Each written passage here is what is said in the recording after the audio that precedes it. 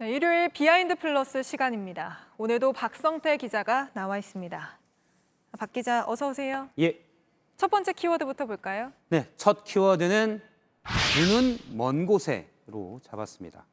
이거는 진짜 모르겠는데요. 님은 예. 먼 곳에라는 노래랑은 상관이 없는 거죠? 예, 노래 제목은 아니고요. 앵커가 지적한 대로 님은 먼 곳에 노래에서 님자만 눈으로 바꿔봤습니다. 네. 그러니까 어떤 말이냐면 지금은 어떤 행동을 하고 있지만 눈은 먼 곳, 그러니까 더 뒤에 큰 그림을 그리고 있는 것 아니냐. 네. 이런 해석들인데요. 최근 이런 정치인들이 몇 있습니다.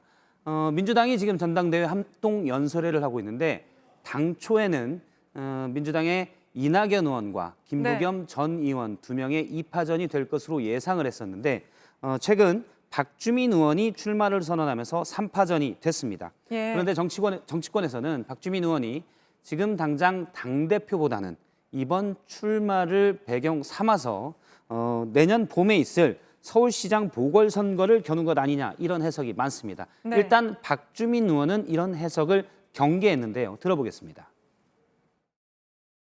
저를 서울시장 후보 물망으로 올려주신 분들께는 저를 높게 평가해 주셔서 감사하다는 말씀을 드리지만 서울시장에 대한 뜻은 없습니다, 지금.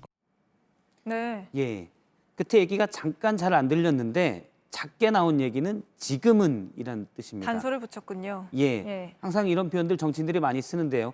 지금은 이렇다라는 얘기는 나중엔 바뀔 수도 있다라는 말을 내포하고 있다 이렇게 볼 수 있습니다. 그러니까 지금은 당대표 뽑는 전당대회에 집중하지만 네. 당대표 선거가 끝나고 만일에 떨어지면 서울시장 보궐선거로 또 나갈 수도 있다 이렇게 해석도 가능합니다.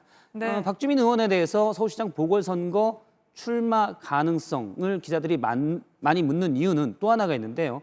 바로 원래 민주당 당원에 따라서 중요한 문제가 예. 생겨서 물러날 때는 후보를 내지 않는다 이런 게 있었는데요.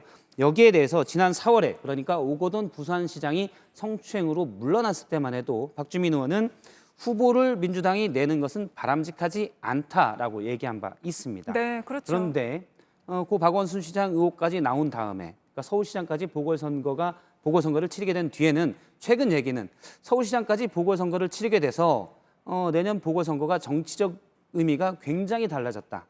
그래서 네. 후보를 내야 된다는 개인 입장이 있다라는 취지로 얘기를 했습니다. 이 네. 때문에 본인 출마를 염두에 둔 것 아니냐라는 해석이 또 나왔습니다. 그렇군요. 근데 아까 몇몇 있다고 했잖아요. 또 예. 다른 사람들은 누군가요? 눈이 먼 곳에 있는 것, 그러니까 눈을 멀리 보고 있는 것 아니냐라고 해석되는 사람은 또 있는데요. 이번 대정부 질문에서 가장 눈에 띄는 사람은 추미애 법무부 장관이었습니다. 야당 국회의원들의 질의에 강력하게 반박을 했는데요. 직접 잠깐 들어보겠습니다. 법무부 장관이 그러니까 지금 이 나라꼴이 이제 공정과 정의가 무너졌다고 그러는 거예요. 그걸 의원님만 그렇게 주장을 하시는 거죠? 저만요. 지금도 그러면 왜 탄핵 지금도 소추안을 했겠어요? 공정과 예. 정의를 세워야 지금 계속 하는데요. 네. 사실 대하 전선에 가장 강하게 요즘 맞서고 있는 분이 바로 추미애 법무부 장관입니다. 저렇게 대정부 질문에서도 여러 야당 의원의 질의에 오히려 장관이 호통을 치는 경우를 많이 봤었는데요. 역시 내년 서울시장 보궐선거를 앞두고 좀 선명성을 강조해서 지층 결집에 나서는 것 아니냐라는 해석이 정치권에 많이 있습니다. 네, 서울시장 선거를 갖고 여기저기서 말이 많이 나오는데 야권 쪽에서는 별 얘기가 없나요?